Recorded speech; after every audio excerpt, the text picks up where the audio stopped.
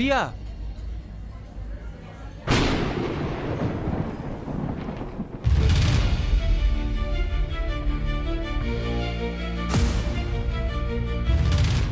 ওভাবে দেখছো কেন আমাকে? আমি রাজ। 4টে বছর তোমার কবর ভেবে কান্না করেছি। দেখো, আমি মরিনি, বেঁচে আছি। কিন্তু তুমি আমাদের কাছে মৃত ছিলে। হ্যাঁ, এতদিন কোথায় ছিলে তুমি? বলবো, সব বলবো তোমাকে। এতদিন পর বাড়ি ফিরছি, তাই ভাবলাম তোমাদের জন্য শপিং করব।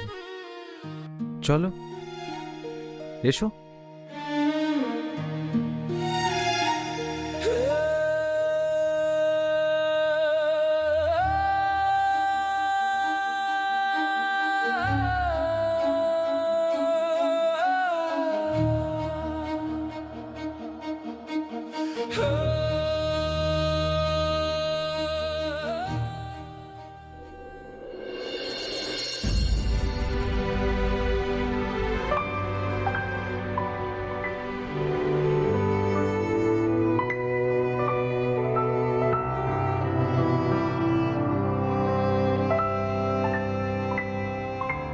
কি হলো মা?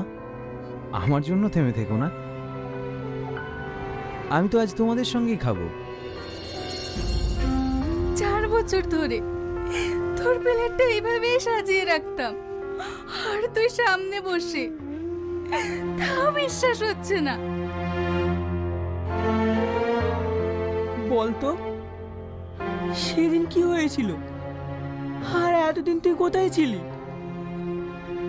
প্রতিদিনের মতো সেদিনও আমরা 90 থেকে 100 জন লেবার নিয়ে কাজ করছিলাম। হঠাৎ করে বিল্ডিংটা ধসে পড়ায় সবাই মারা যায়। বেঁচে থাকি আমরা 3 জন। সেই সময় আমার ডান পাটা ভেঙে গিয়েছিল, আর মাথায় আঘাত পাওয়ার ফলে আমার স্মৃতিশক্তি হারিয়ে যায়। তারপর থেকে আমার আর কোনো কিছু মনে ছিল না। খেয়ে নে।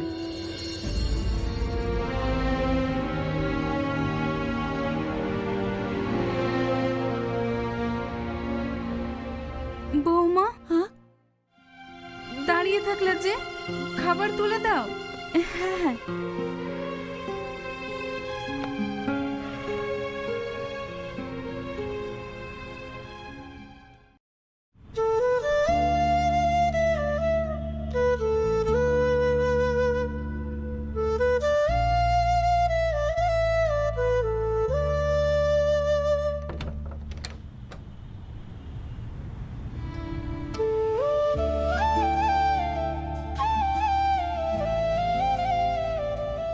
কি হলো, ঘুমোবে না?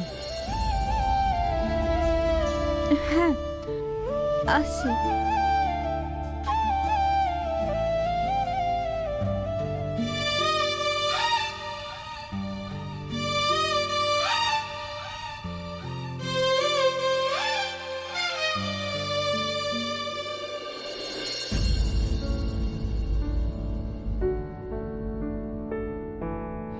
আমি তোর কে বল না আমাকে, দেখা হলো আজ পথের শেষে। উদাসী মনেতে রোদের আসে অচেনা আসে পথে কেটেছে বহু বিকেলের ধার চিরে সেই শীতে আমি তোর কে বল না আমাকে, দেখা হলো আজ পথের শেষে।